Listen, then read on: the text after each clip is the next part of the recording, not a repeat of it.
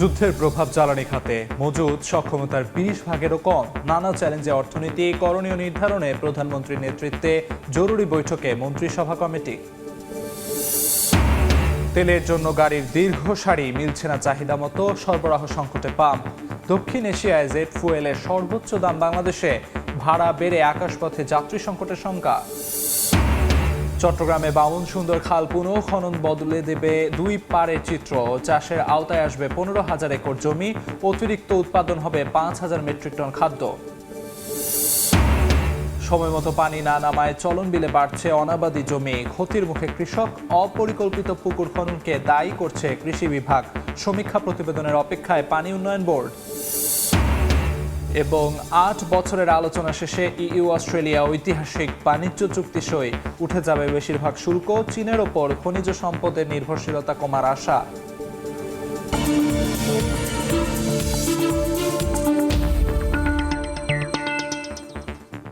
দেখছিলেন শিরোনাম। আমন্ত্রণ জানাচ্ছি দেশ ও দেশের বাইরের অর্থ বাণিজ্যের নানা খবর নিয়ে আমাদের নিয়মিত আয়োজন এ সময়ের বাণিজ্যে। আপনাদের সঙ্গে আছি আমি আমিরুল ইসলাম আলিফ। দায়িত্ব নেওয়ার ১ মাসের মধ্যে সরকারের সামনে এসেছে নানা চ্যালেঞ্জ।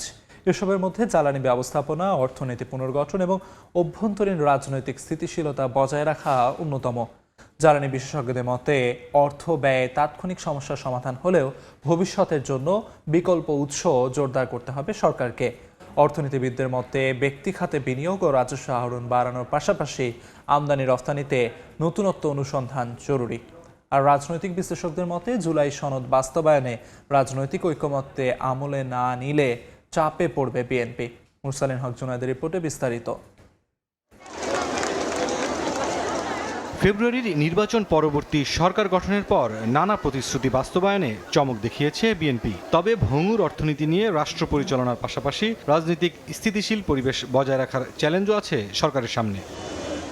এর মাঝেই ইরানের ওপর যুক্তরাষ্ট্র ও ইসরায়েলের যৌথ আক্রমণের ফলে জ্বালানি তেল নিয়ে বৈশ্বিক সমস্যায় আক্রান্ত বাংলাদেশও। বিশেষজ্ঞরা মনে করেন এই ৩ ইস্যু সামাল দিতে কঠিন সময় পার করতে হবে তারেক রহমান সরকারকে।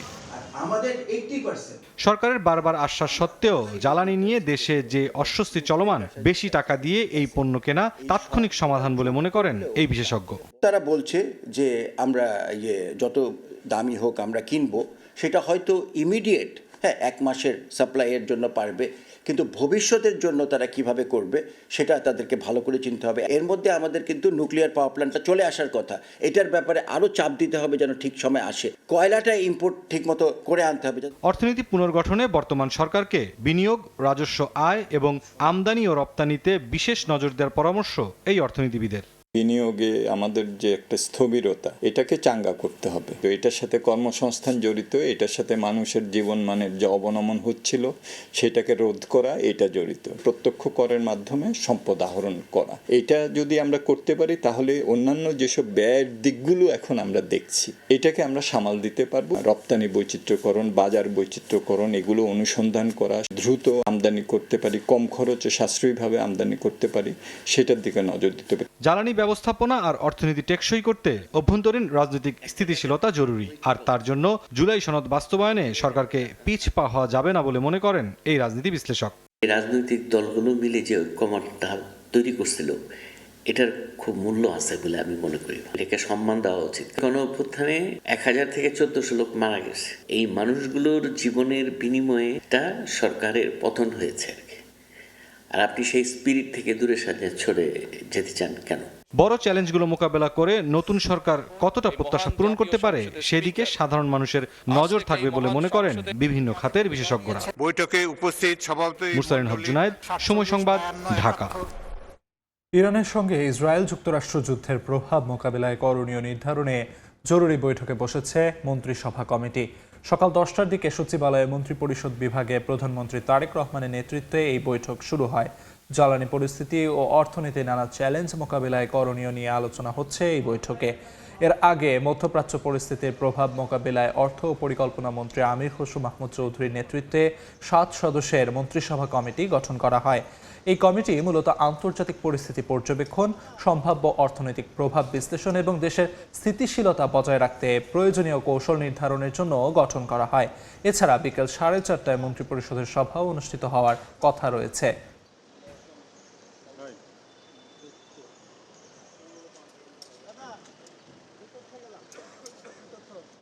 এই মুহূর্তে সচিবালয় থেকে সরাসরি যুক্ত হচ্ছেন সহকর্মী প্রসূন আশিস।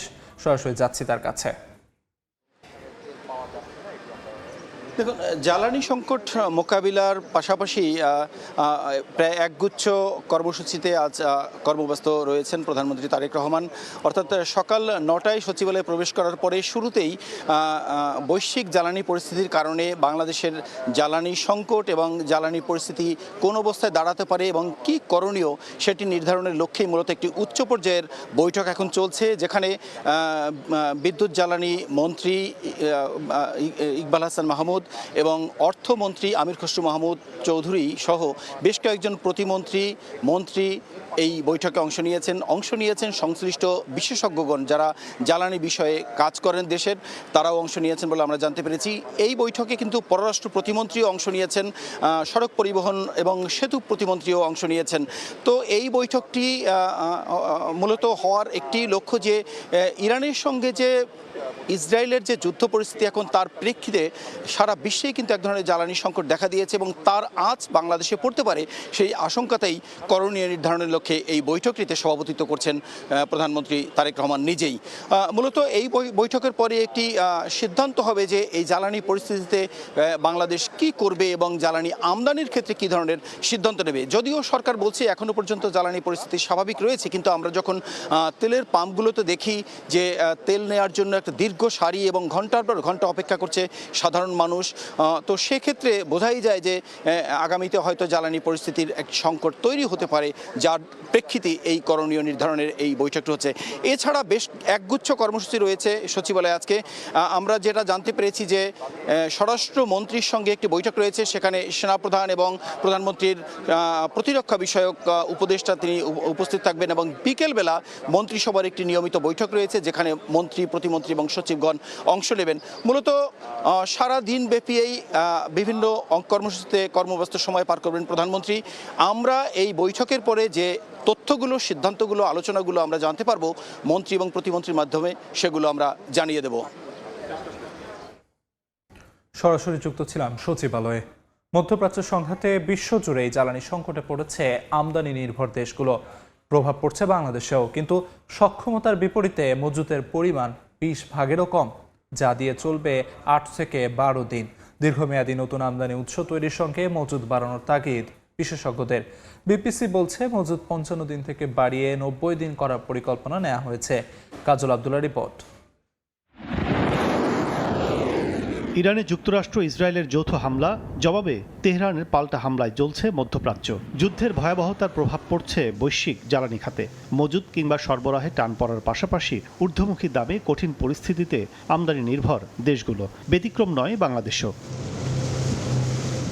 বিবিসির তথ্য অনুযায়ী 21 মার্চ পর্যন্ত সরবরাহযোগ্য diesel, octane, petrol, furnace oil ও জেট ফুয়েল সহ 5 ক্যাটাগরি জ্বালানি মজুত ছিল 2,59,659 মেট্রিক টন। এর মধ্যে ডিজেল, অকটেন, পেট্রোলের মজুত 1,78,584 মেট্রিক টন। চাহিদা অনুযায়ী মজুত তেল দিয়ে চলবে 8 থেকে 12 দিন।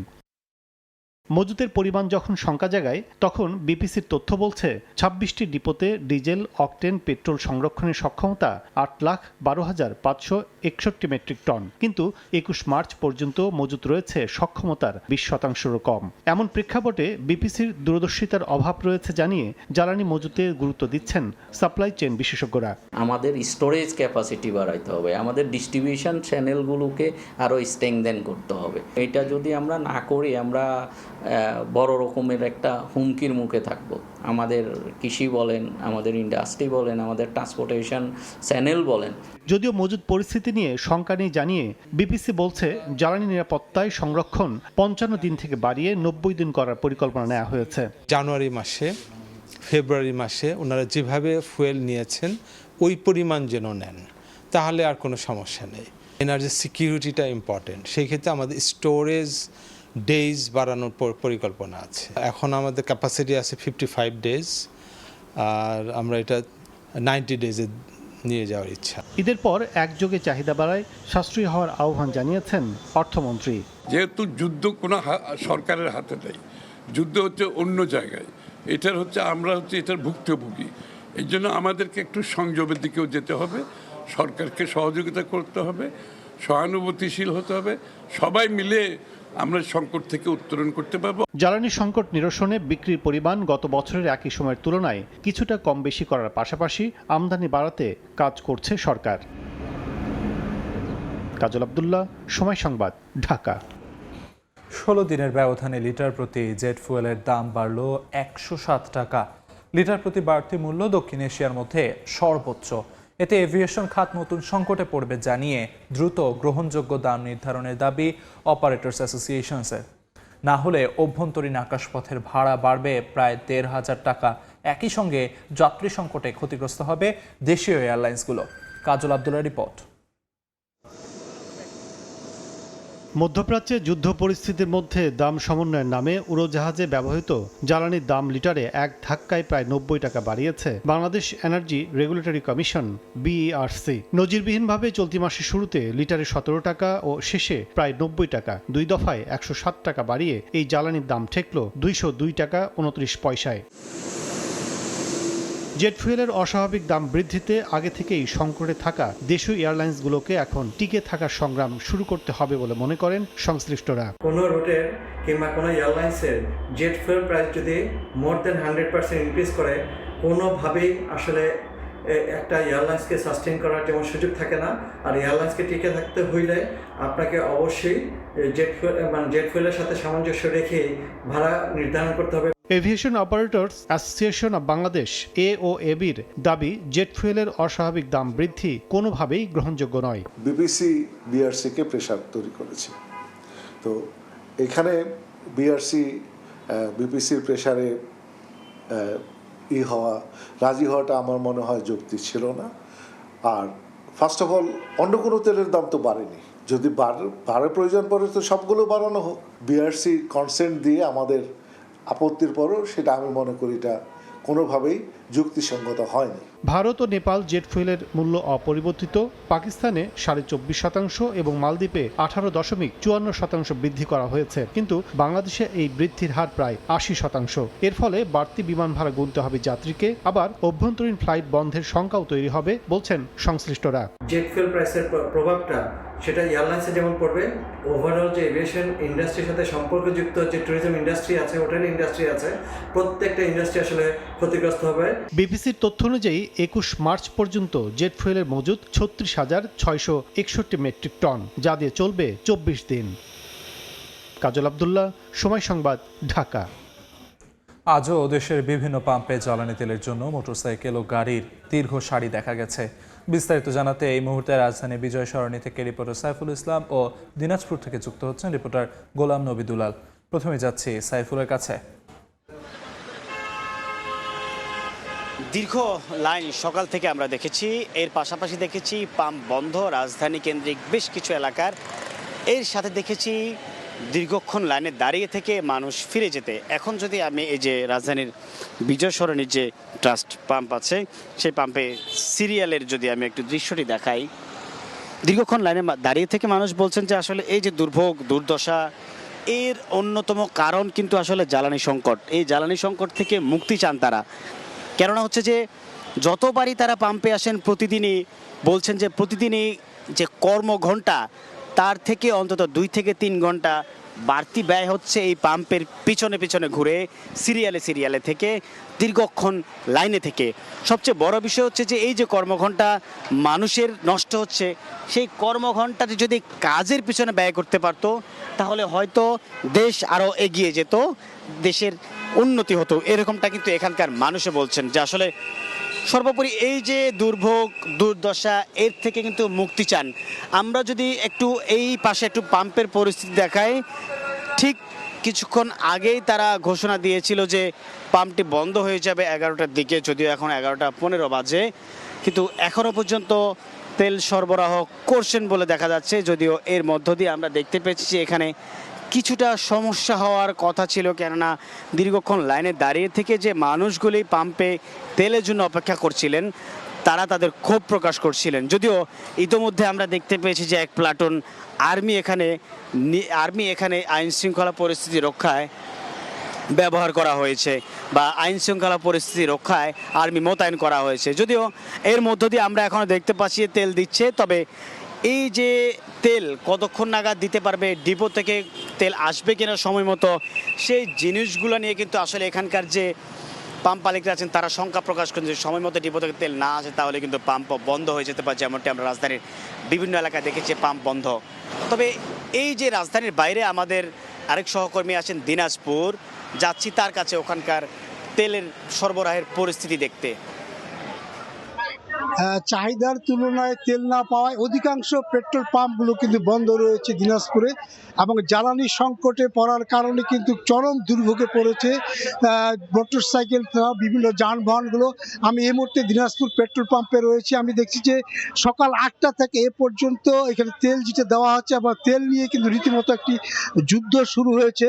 মোটর সাইকেল এবং পাশাপাশি প্লাস্টিকের জার্কিন নিয়ে অনেকে এখানে দাঁড়িয়ে রয়েছেন এবং তারা তেল নিচ্ছেন, কিন্তু যে পরিমাণ তেল দেওয়ার কথা সে পরিমাণ তেল না পাওয়ায় গ্রাহকদের মধ্যে অনেকে ক্ষোভ বিস্তার করছে। বিশেষ করে আমি বলবো যে দিনাজপুর মোট 92টি তেলের পাম্প রয়েছে, ফিলিং স্টেশন, এবং আমরা খবর নিয়ে জেনেছি যে অধিকাংশ ফিলিং স্টেশনগুলো তেল না পাওয়ার করে বন্ধ রয়েছে। বিশেষ করে গত 2 দিনে 45,000 লিটার কিন্তু 18টি তেলের পাম্পকে দেওয়া হয়েছে এবং 7,000 লিটার অকটেন আপনার বিতরণ করা হয়েছে। কিন্তু আমরা যেটা জেলা প্রশাসন যেটা আমাদের জানিয়েছেন যে তেল পাওয়ার পরেও কিন্তু অনেকে আবার ডবল করে তেল নিচ্ছেন, এই ধরনের অভিযোগও আপনার করা হয়েছে। তিনি আরেকটি বিষয় বলেছেন যে পেট্রোল পাম্প মালিক গ্রুপের যিনি সভাপতি তিনি কিন্তু নজরদারির কথা বলেছেন, যে এখানে নির্বাহী ম্যাজিস্ট্রেট বা পুলিশ মোতায়েন করলে এখানে কিন্তু আপনার যারা তেল নিচ্ছেন তারা একটা সুশৃঙ্খলভাবে তেল নিতে পারবেন। এবং আরেকটি বিষয় হচ্ছে যে পার্বতীপুর তেল ডিপো থেকে যে পরিমাণ তেল সরবরাহ করা হচ্ছে এবং অধিকাংশ তেলের মালিক বা ফিলিং স্টেশন তেল না পাওয়ার কারণে তারা কিন্তু এই পেট্রোল পাম্পগুলো বন্ধ রেখেছেন। আমরা যেটা বলছি যে প্রায় 46টি পেট্রোল পাম্প কিন্তু বন্ধ রয়েছে এবং এই কারণে কিন্তু যে জনদুর্ভোগ, বিশেষ করে মোটর সাইকেল যারা আরোহী তারা কিন্তু সবচেয়ে বেশি বিপাকে পড়েছেন। তো আমার কাছ থেকে সর্বশেষ এই পেট্রোল পাম্প থেকে এই ছিল। দিনাজপুর থেকে সহকর্মী গোলাম নবী দুলাল এবং তার আগে রাজধানীর বিজয় সরণি থেকে সহকর্মী সাইফুল ইসলাম জানাচ্ছিলেন তেল সরবরাহের সবশেষ খবরাখবর। সরকারের 1 মাস পূর্তি উপলক্ষে সচিবালয়ে প্রেস ব্রিফিং করছেন তথ্য ও সম্প্রচার মন্ত্রী জহিরুদ্দিন স্বপন। সরাসরি চলে যাচ্ছে সেখানে। কৃষি মন্ত্রণালয়ের পক্ষ থেকে আমরা জেনেছি, আপনারা নিশ্চয়ই ইতিমধ্যে জেনেছেন, যে আগামী 1 বৈশাখ কৃষক কার্ড বিতরণের কার্যক্রম উদ্বোধন করবেন মাননীয় প্রধানমন্ত্রী। প্রি পাইলটিং পর্যায়ের এই কাজটি চলবে এবং ক্রমান্বয়ে আমরা দেশের সকল কৃষকের মধ্যেই আমরা এই কৃষক কার্ড পৌঁছে দেব। প্রাথমিকভাবে দেশের 8টি বিভাগের 11টি উপজেলার 11টি ব্লকের 21,014 জন কৃষকের মাঝে এই কার্ড দেওয়া হবে। টাঙ্গাইল থেকে এটার যাত্রা শুরু হবে 1 বৈশাখ। এবং আপনারা জানেন যে কৃষি উপকরণ ক্রয়ের জন্য জনপ্রতি বার্ষিক 2,500 টাকা করে তারা প্রণোদনা পাবেন। আমরা নির্বাচনের প্রতিশ্রুতিতে ঘোষণা করেছিলাম যে সারা দেশে আমাদের এই 5 বছরের মেয়াদে আমরা 20,000 কিলোমিটারের খাল খনন করব, জলাশয়গুলি খনন করব এবং ইতিমধ্যেই দেশের 54টি জেলায় মাননীয় প্রধানমন্ত্রীর নেতৃত্বে একযোগে আমরা এই খাল খননের কাজ শুরু করেছি। আমরা আগামী 180 দিনের মধ্যে 1200 কিলোমিটারের খাল খনন করতে চাই এবং এই খাল খননের মাধ্যমে অনাবাদি জমিকে আবাদি জমিতে রূপান্তরিত করা এবং কৃষকের ভাগ্য পরিবর্তন করা এবং চূড়ান্তভাবে দেশের অর্থনীতিকে সমৃদ্ধ করাই হচ্ছে আমাদের লক্ষ্য।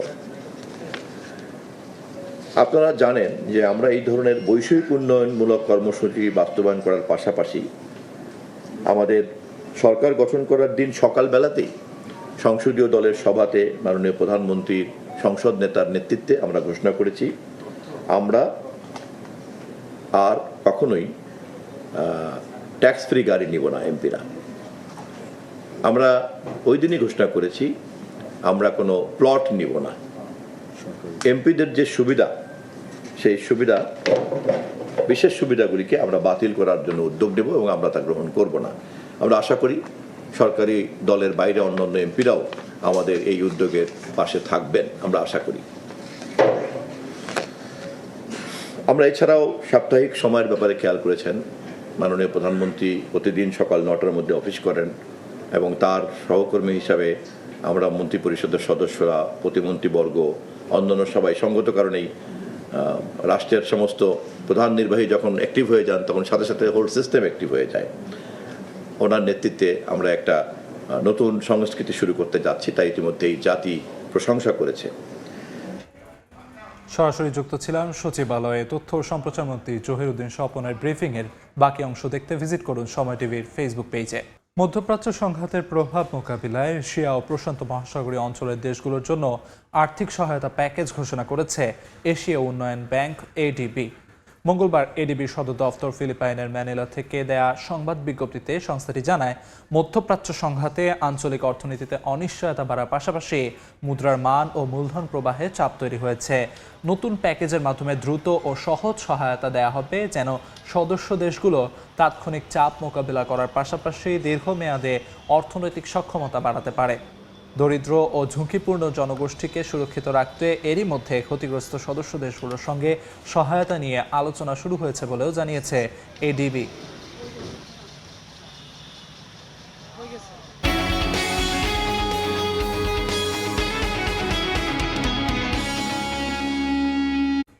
পাবনার ঈশ্বরদীতে লিচু বাগানে এসেছে আশানুরূপ মুকুল।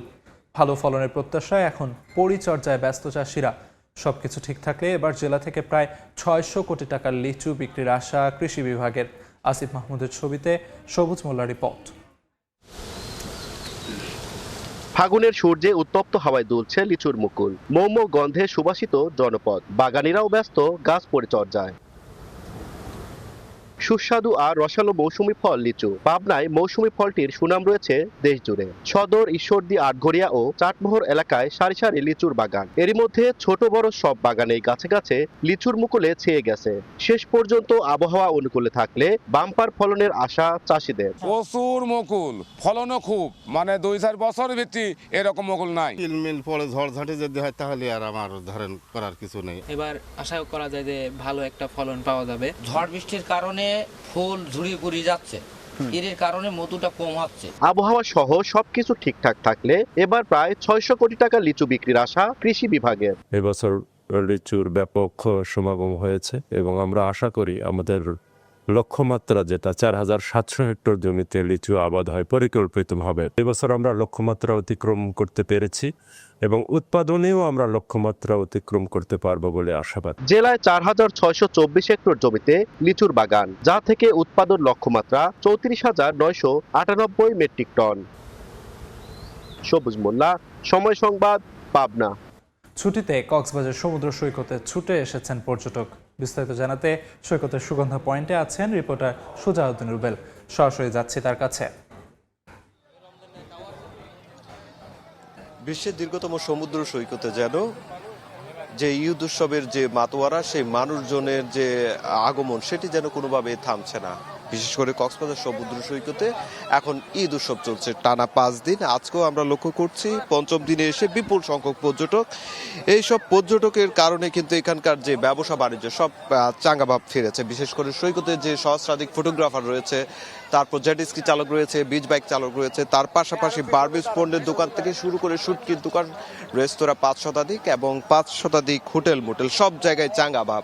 যার কারণে প্রতিদিন 50 কোটি টাকার ঊর্ধ্বে ব্যবসা বাণিজ্য হচ্ছে বলে এখানকার ব্যবসায়ীরা জানিয়েছেন। তবে পর্যটন ব্যবসায়ী সূত্রে যেটি জানা গেছে, গত 5 দিনে কক্সবাজারে প্রায় 5 লক্ষাধিক পর্যটকের সমাগম হয়েছে, যার কারণে পর্যটন ব্যবসার যে চাঙ্গা ভাব সেটি ফিরেছে। যেহেতু জাতীয় সংসদ নির্বাচন এবং রমজানকে কেন্দ্র করে গত 1.5 মাসে এখানকার ব্যবসা বাণিজ্য একদম ছিল না, যেহেতু পর্যটক আগমন ছিল না, এখন ঈদের ছুটি, টানা ছুটিতে বিপুল সংখ্যক পর্যটক ছুটে আসাতে এখানকার ব্যবসা বাণিজ্য ব্যাপক চাঙ্গা সে হিসাবে বলছে। তবে পর্যটক যারা এসেছেন তারা যেটি বলছে, এবারে তারা ভ্রমণটা নিশ্চিত নিরাপত্তার মধ্য দিয়ে তারা উদযাপন করছেন। যেহেতু সমুদ্র সৈকতের লাবণী সুগন্ধা প্রত্যেকটা পয়েন্টে পর্যটকদের নিরাপত্তায় ট্যুরিস্ট পুলিশ থেকে শুরু করে জেলা জেলা প্রশাসনের নির্বাহী ম্যাজিস্ট্রেট এবং তার পাশাপাশি লাইফগার্ড কর্মীরা সবাই একযোগে নিরাপত্তা দিয়ে যাচ্ছে পর্যটকদের, তার কারণে নির্বিঘ্নে ঈদ আনন্দ উপভোগ করতে পারছেন তেমনটাই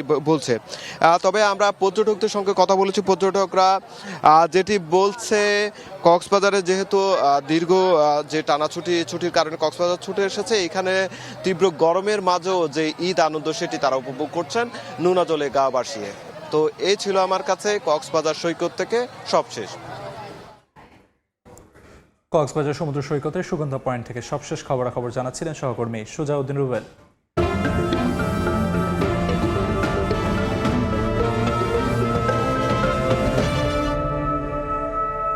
কচুরিপানার চাপ সহ নানা কারণে সময় মতো পানি না নামার কারণে প্রতি বছর অনাবাদি জমি বাড়ছে নাটোরের চলন বিলে। এজন্য অপরিকল্পিত পুকুরের খননকে দায়ী করছে কৃষি বিভাগ, আর উপযুক্ত ব্যবস্থা নিতে সমীক্ষা প্রতিবেদন হাতে পাওয়ার অপেক্ষায় রয়েছে পানি উন্নয়ন বোর্ড। আল মামুনে পাঠানো তথ্য ও রকুনুজ্জামানের ছবিতে প্রতিবেদন। বিঘার পর বিঘা জমি অনাবাদি অবস্থায় পড়ে আছে। কচুরিপানায় ভরা জমি, বিঘা প্রতি প্রায় ৫,০০০ টাকা খরচে পরিষ্কার করে জমিগুলো আবাদি উপযুক্ত করা হয়েছে। তবে নাটোরের জলার বাতার এই জমিগুলোতে বেশি পরিমাণ কচুরিপানা থাকায় পরিষ্কার করতে সময় বেশি লাগায় এখনও অনাবাদি। চলন বিলের সিংড়া উপজেলায় বেশ কিছু এলাকার চিত্র এমন। কৃষি বিভাগ জানায় প্রায় ২১০০ বিঘা জমিতে বড় মৌসুমে ধান আবাদ করা সম্ভব হয়নি। কচুরিপানা আটকে যাওয়ার জন্য অত পানি বাড়ানোর প্রয়োজন নাই। ঘর বাড়ি করে রাখছে, তাহলে তো পরিকল্পনার অপরিকল্পিত ভাবে করেছে।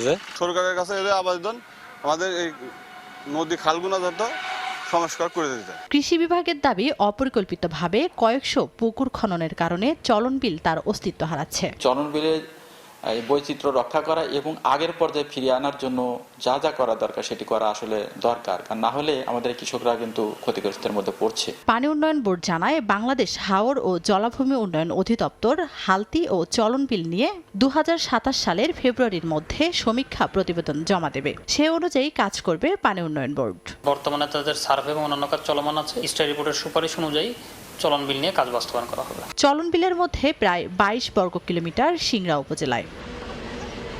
সময় সংবাদ, নাটোর। একটি খাল বদলে দেবে লাখো মানুষের ভাগ্য।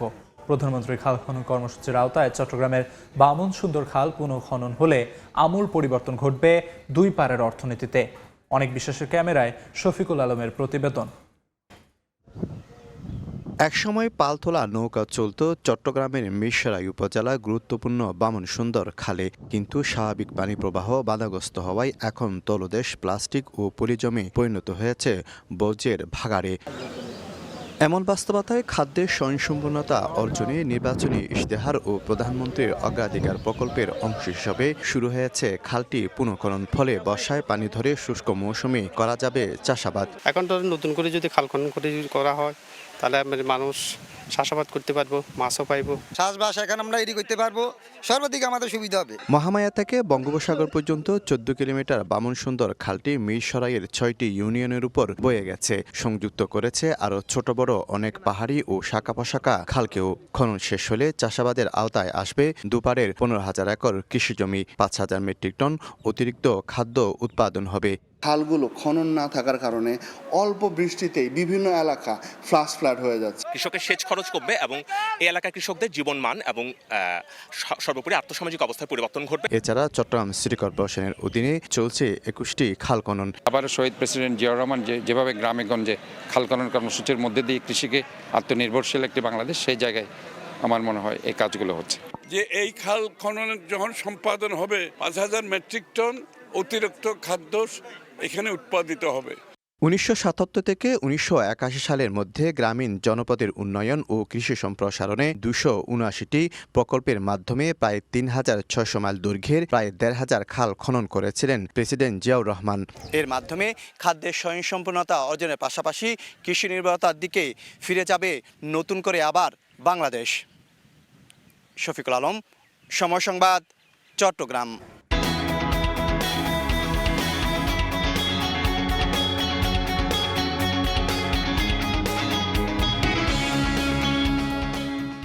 ঈদের ছুটি শেষে আবারও আমদানি রফতানি কার্যক্রমে মুখর দেশের বিভিন্ন স্থলবন্দর। বন্দর বাণিজ্যে খবর জানাতে বেনাপোল থেকে যুক্ত হচ্ছেন রিপোর্টার আজিজুল হক। সরাসরি চলে যাচ্ছে তার কাছে। দেশের চলমান 14টি স্থলবন্দরের মধ্যে সবচেয়ে বেশি আমদানি এবং রপ্তানি বাণিজ্য হয়ে থাকে বেনাপোল বন্দর দিয়ে ভারতের পেট্টাপোল বন্দরের সাথে। বছরে এই বাণিজ্যের পরিমাণ প্রায় 30,000 মেট্রিক টন। প্রতি বছর আমদানি বাণিজ্য থেকে সরকারের প্রায় 10,000 কোটি টাকা রাজস্ব আসে, যা দেশের অর্থনীতিকে সচল রাখতে বড় ভূমিকা রেখে আসছে।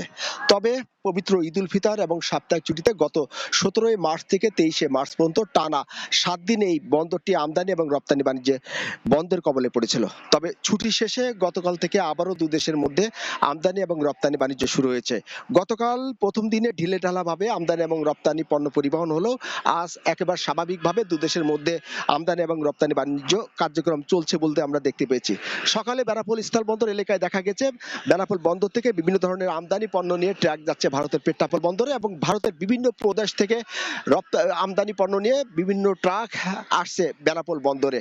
আমরা কথা বলেছি বেনাপোল স্থলবন্দর পরিচালক শামীম হোসেনের সাথে। তিনি আমাদেরকে জানিয়েছেন ঈদ ছুটির মধ্যে সীমিত পরিসরে বন্দরে কার্যক্রম চালু ছিল, তবে ছুটি শেষে এখন পুরোটা কার্যক্রম চালু রাখা হয়েছে এবং ব্যবসায়ীরা দ্রুত যাতে তাদের আমদানি পণ্য খালাস নিতে পারেন তার জন্য সকলকে নির্দেশনা দেওয়া হয়েছে। বেনাপোল বন্দর দিয়ে যে সমস্ত পণ্য আমদানি হয় এই সমস্ত আমদানি পণ্যের মধ্যে রয়েছে শিল্প কলকারখানার কাঁচামাল, তৈরি পোশাক, গার্মেন্টস, শিশুখাদ্য, কসমেটিক্স, অক্সিজেন সহ বিভিন্ন ধরনের পণ্য, এবং রপ্তানি পণ্যের মধ্যে রয়েছে পাটজাত পণ্য, তৈরি পোশাক এবং কেমিক্যাল সহ বিভিন্ন ধরনের পণ্য। তো এই ছিল বেনাপোল স্থলবন্দর থেকে আমার কাছে আমদানি এবং রপ্তানি বাণিজ্য নিয়ে ঈদের পরে যে শুরু হয়েছে তার সর্বশেষ। সরাসরি যুক্ত ছিলাম বেনাপোল স্থলবন্দরে।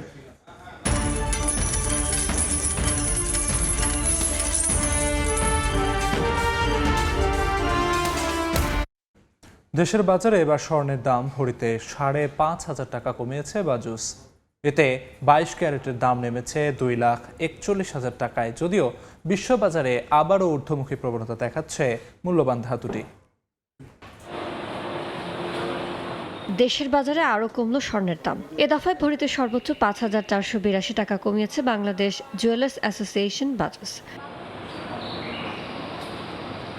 সংগঠনটি জানিয়েছে বুধবার সকাল থেকে সবচেয়ে ভালো মানের অর্থাৎ 22 ক্যারেটের প্রতি ভরি স্বর্ণের দাম পড়বে 2,41,445 টাকা। এছাড়া 21 ক্যারেটের প্রতি ভরি 2,30,481 টাকা, 18 ক্যারেট 1,97,530 টাকা ও প্রতি ভরি সনাতন স্বর্ণের দাম পড়বে 1,60,905 টাকা। এদিকে টানা 10 দিন ধরে বিশ্ববাজারে স্বর্ণের দাম কমার পরও বুধবার আবারও ঊর্ধ্বমুখী হয়েছে। এদিন স্পট মার্কেটে গোল্ডের দাম 2.23% বেড়ে প্রতি আউন্সের দাম দাঁড়িয়েছে $4,572। ইয়ানুর শিফাত, সময় সংবাদ। প্রায় 8 বছর আলোচনার পর ঐতিহাসিক বাণিজ্য চুক্তি স্বাক্ষর করেছে ইউরোপীয় ইউনিয়ন ও অস্ট্রেলিয়া। দুই পক্ষের এই চুক্তি অর্থনৈতিক সম্পর্কে নতুন দিগন্ত উন্মোচন করেছে বলে মনে করছেন বিশ্লেষকরা। ইউরোপীয় কমিশন বলছে এই চুক্তির ফলে অস্ট্রেলিয়া থেকে গুরুত্বপূর্ণ খনিজ আমদানিতে শুল্ক প্রত্যাহারের মাধ্যমে ইইউর সরবরাহ ব্যবস্থায় বৈচিত্র্য আসবে। একই সঙ্গে চীনের ওপর নির্ভরতা কমবে। সম্প্রতি চীনের সংকোচনমূলক রফতানি নীতির কারণে চাপে ছিল ইইউ।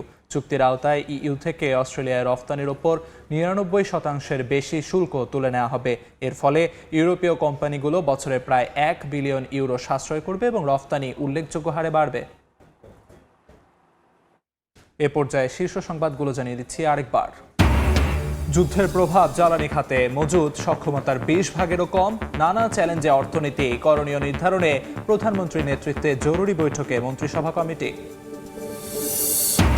তেলের জন্য গাড়ির দীর্ঘ সারি, মিলছে না চাহিদা মতো, সরবরাহ সংকটে পাম্প। দক্ষিণ এশিয়ায় জেট ফুয়েলের সর্বোচ্চ দাম বাংলাদেশে, ভাড়া বেড়ে আকাশপথে যাত্রী সংকটের শঙ্কা। এবং চট্টগ্রামের বামন সুন্দর খাল পুনঃখনন বদলে দেবে দুই পাড়ের চিত্র। চাষের আওতায় আসবে 15,000 একর জমি, অতিরিক্ত উৎপাদন হবে 5,000 মেট্রিক টন খাদ্য।